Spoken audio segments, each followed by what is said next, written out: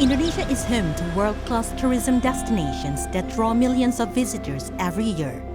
But the true success of tourism development lies not just in the beauty of these places. It's the result of the collective effort of countless individuals across many sectors.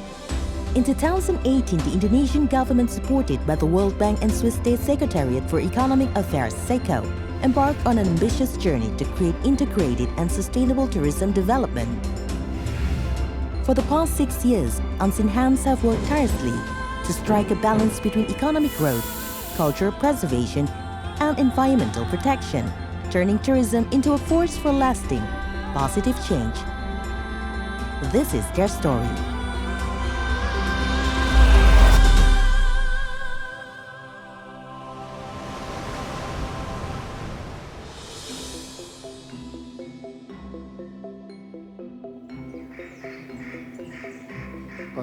The concept is that after being restored, Borobudur can last for another 1,000 years. That's why the government, through the Ministry of Education and Culture, issued a policy to limit access to the Borobudur monument to 150 visitors per hour or 1,200 visitors per day. Borobudur is one of the most beautiful sites, but what makes it so special is the organization that you have, how you welcome people. It's very relaxing, so you don't get stressed and you get to enjoy the place.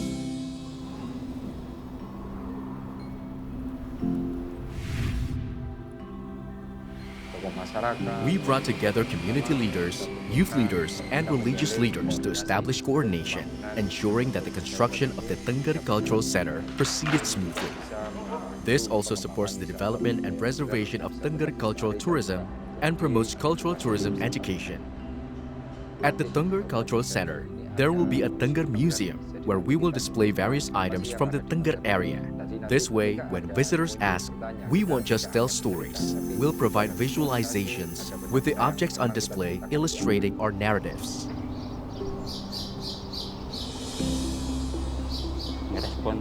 In response to the erosion of Tengger culture, I started learning batik and eventually developed an interest in creating unique batik patterns inspired by Tengger's local wisdom. This is my way of showing gratitude for the preservation of Tengger culture by creating these batik motifs. Over time, young people have started wearing udens with Tengger patterns.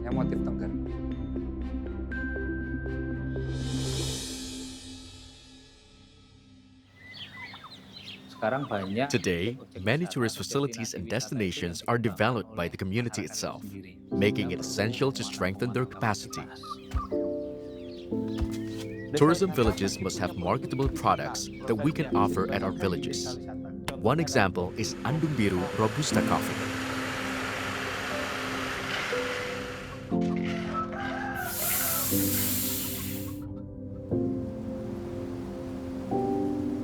The Waro brand comes from her daughter's name, Waro. Mrs. Waro is the recipient of the Family Hope program. She didn't finish primary school, yet she has done extraordinary things. She was able to create jobs for the local community in our village, which is Penangke village. I received digital marketing training. The trainer taught me to update our Google Maps to get it verified. We've received many fascinating reviews recommending us to others. Hence, our business has improved significantly, and the impact has been incredible.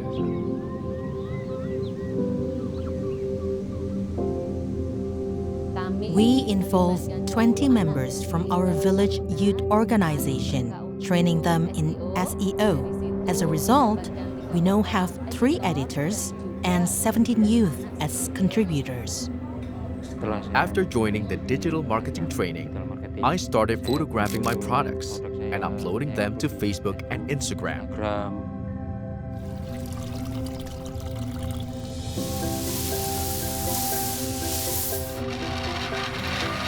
My name is Rohana Maisaro, but people usually call me Ana. The training was fun. It allowed us to make new friends. Other SMEs also joined the training. We were taught how to sell online, unlike before when we only sold in-store.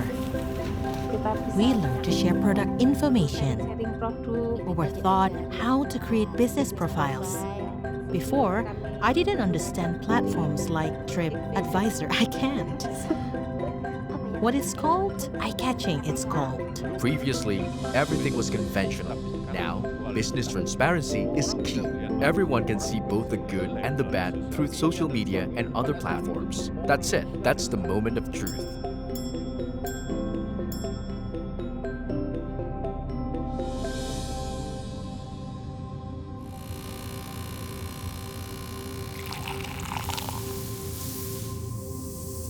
By law, all hotel and restaurant workers must be certified.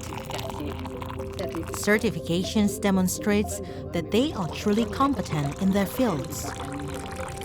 During the application process, by including my certification, I believe it can serve as a reference and consideration for the Human Resources Department. This is exciting if companies provide opportunities for their employees to gain certification. It will enhance the industry's credibility and public trust.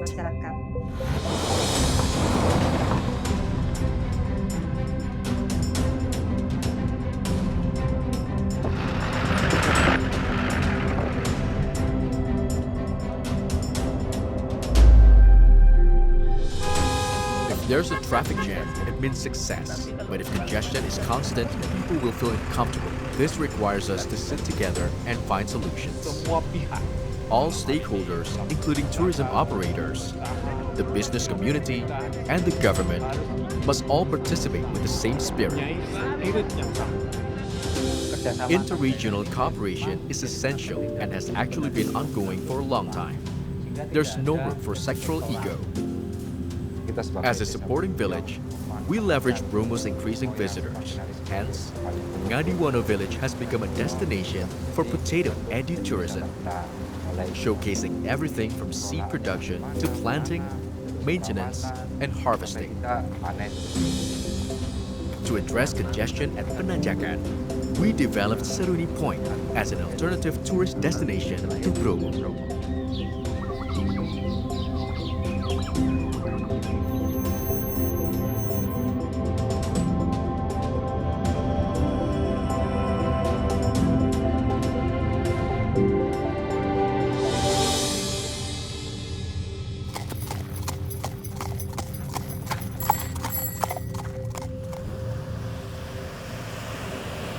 The community is grateful for the infrastructure improvement support they've waited decades for. Thankfully, this year, it has all been realized. The roads used to be dusty and dirty, but now we have pavements, sidewalks, and medians. It's extraordinary.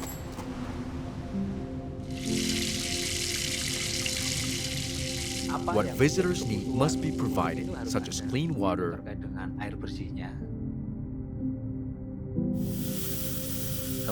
wastewater management, and equally important, proper waste management.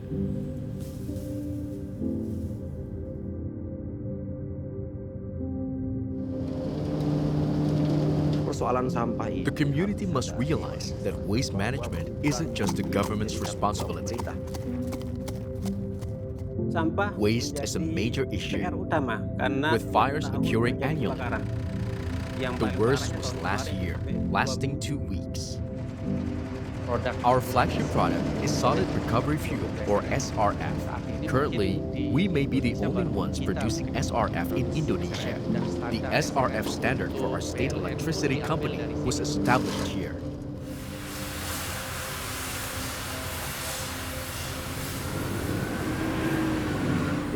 TPST Sandubaya processes 20 to 30% of Mataram City's waste.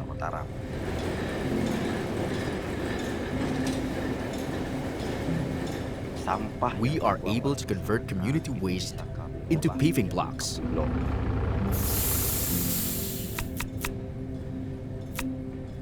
maggot juga kita riset. We are also exploring the use of maggots to address organic waste issues. Mengatasi persoalan sampah.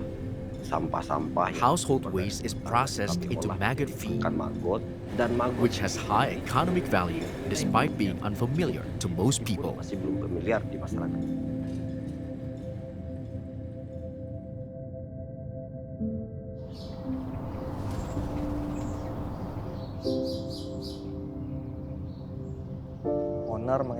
The owner has invested nearly 300 billion rupiah. The Yogyakarta government, both provincial and regency levels, fully supports businesses investing in the region. Yang udah berinvestasi di kotanya. It is true that the chart shows consistent growth. From 2016 to 2017, it was good, but from 2023 to 2024, it was incredible. The opportunities are extraordinary. The work is far from over. Much remains to be done to strengthen and expand Indonesia's tourism. There is no joint program yet. Program bersama ya. We hope the government will focus not only on physical development, but also on human resources. Mentoring is the most essential. The capacity of this integrated waste management site, facilitated by the World Bank, is only 49 tons. Hundreds of tons remain unaddressed. One common question from the community is, who is responsible for maintaining the infrastructure once construction is completed? For example, when the local government organizes national events.